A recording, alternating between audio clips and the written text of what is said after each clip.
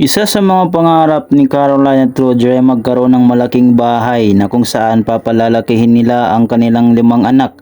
Kaya noong January 1971 ay nakahanap sila ng malaking bahay sa 1677 Round Top Road, Burrillville, Rhode Island. Para sa pamilya ni Caroline at Roger ay isa itong lugar na mapapaliki nila ng maayos ang 5 nilang anak dahil sobrang laki ng bahay at may 14 na kwarto ito. Nung araw na mismo na yon ay nilipat na nila ang kanilang mga gamit. Binigay na rin sa kanila ang susi ng bahay na yon. Pero bago sila iwanan ng tagapagbantay ng bahay na yon ay sinabihan na silang huwag papatayin ng ilaw alang-alang sa kaligtasan nila. Hindi ito agad naunawaan ng Perron family at tinakala nila na gusto lang silang balaan na mag-ingat sa mga taong masasamang loob dahil uso noon ang mga serial killer na pag-alagala sa lugar. Doon nga ay pumasok si Roger at Caroline sa bahay na kanilang nabili. At pakiramdam talaga nila na parang ginawa ang bahay na yon para sa kanila. Sa kabilang 7 henerasyon ng pamilyang tumira sa bahay na yon bago sila. Noong unang gabi nila sa bahay na yon ay nasa kusina silang nagkukwentuhan. Nang bigla silang natahimik nang nagtanong yung anak nilang si Andrea sa ina nitong si Caroline na kung sino ang lalaking sumusunod kay Mr. Kenyon na tagabantay ng bahay habang ito ay naglalabas ng kanyang mga gamit sa bahay. Nagtinginan naman si Caroline at Roger dahil wala naman silang napansing lalaki sa umagang yon nang lumipat sila bukod kay Mr. Kenyon. Sabi naman ni Andrea na ang lalaking sumusunod kay Mr. Kenyon ay nakayakulang at walang ekspresyon sa mukha. Kaya nagtatawanan ang 5 anak ni Roger at Caroline. Pero ang mag-asawa ay nakaramdam ng takot dahil wala talaga silang nakitang lalaki na sunod ng sunod kay Mr. Kenyon.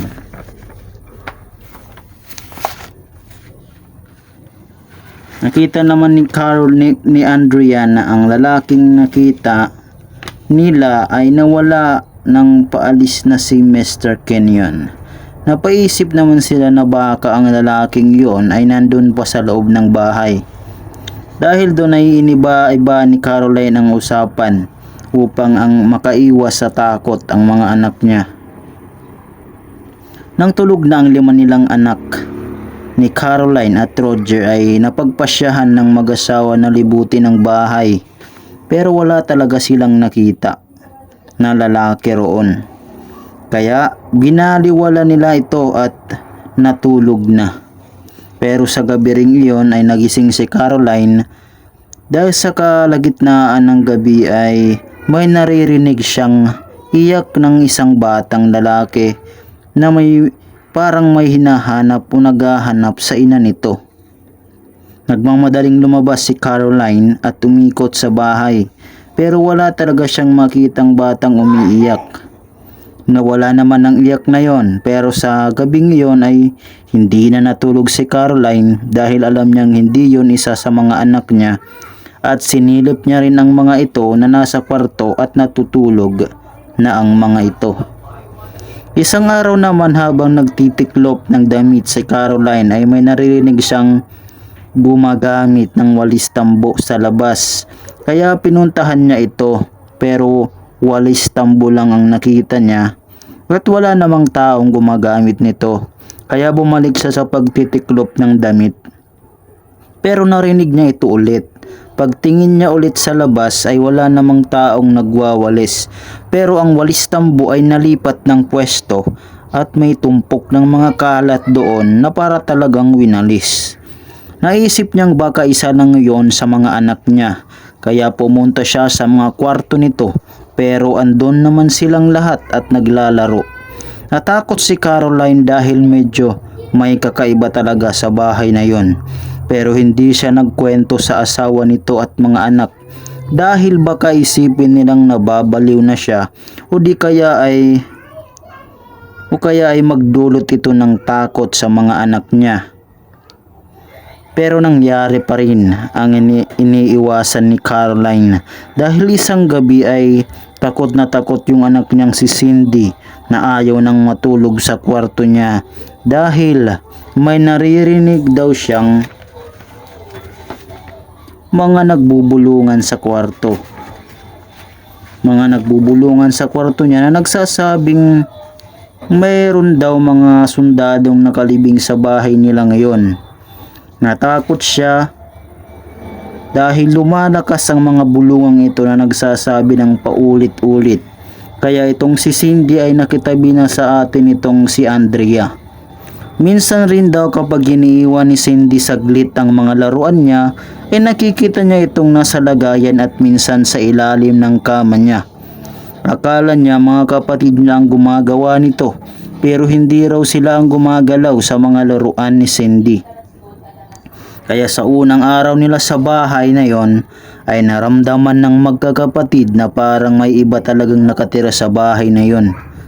Isang gabi ay naulit ang narinig ni Caroline na batang umiiyak, pero sa pagkakataong yun ay hindi lang pala siya ang nakaririnig nun, kundi pati ang anak niya, pati ang mga anak niya. Kaya isa-isa itong naglabasan ng kwarto, pero sinabihan niya ang mga itong wag lalabas o titingin sa bintana.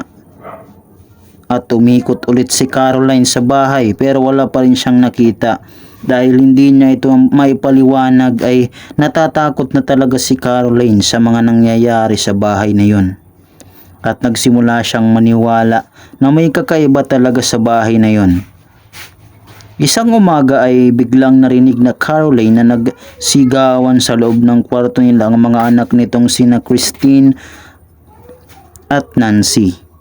Nang tinanong niya ang mga itong anong nangyari, nagkwento sila na habang mahimbing silang natutulog ay biglang umangat ang kama nila at may nagbibilugan o nagbubulungan sa ilalim nito.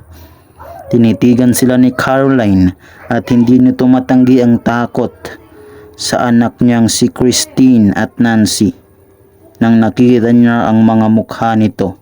Mula nooy patuloy pa rin ang mga hindi normal na mga bagay na nangyayari sa bahay na yon.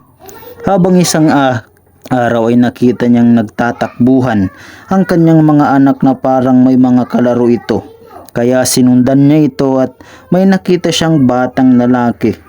Nang sinundan niya ito ay pagtingin niya bigla itong naglaho. Minsan ay nakaamoy na sila ng masangsang na amoy na parang nabubulok na katawan ng tao at kailangan nilang lumabas dahil hindi nila kaya ang amoy nito.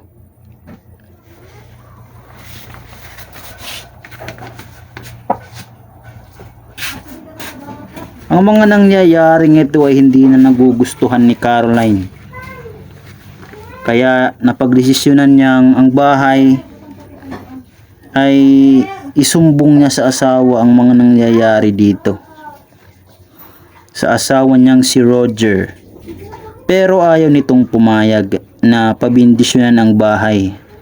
Hanggang itong si Caroline, kaya madalas nang tulala na nakatitig sa kawalan habang takot na takot ang isang itsura nito. Ilang beses na itong napapansin ng mga anak niya. Paglipas ng 2 taon nila sa bahay na yon ay may nabalitaan si Caroline na 2 tao na mag-asawa na tinatawag na demonologist na pwedeng mahingan nila ng tulong sa mga kababalaghang nangyayari sa bahay nila. Ang pangalan ng mag-asawang yon ay sina Lorraine at Ed Warren. Napapunta naman ni Caroline ang 2 ito at pinag-aralan nilang history ng bahay na yon. Nabili nila Caroline at Roger. Napag-alaman nilang may 10 tao ang namatay sa bahay na yon. Isang araw ay binisita ni na Lorraine at Ed Warren ang bahay ni na Caroline upang magbindisyon.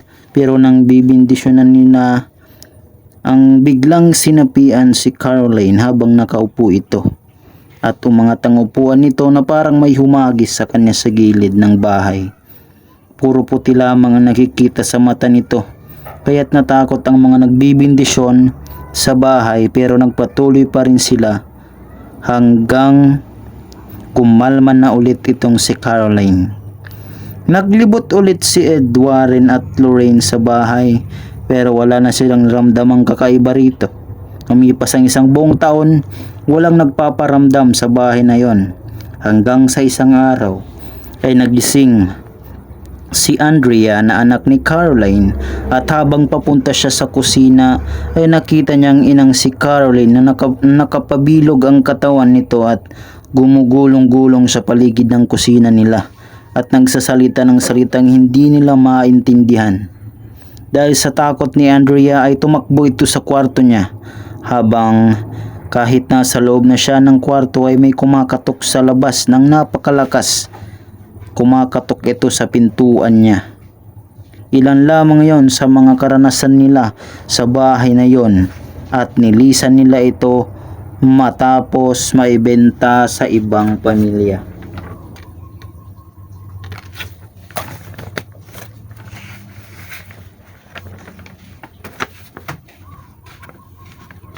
Ang kwento ng Perron family ay siyang naging inspirasyon ng pelikulang Conjuring. Nagtapos ang pelikulang Conjuring na napalayas ni na Lorraine at Ed Warren ang mga masasamang espiritu sa bahay na yon. Pero ang totoo hindi nila yon mapalayas o hindi nila yon napalayas. Kung umabot ka man dito kabady, sana ay ma-like mo itong video at mag-subscribe ka rin. Paalam.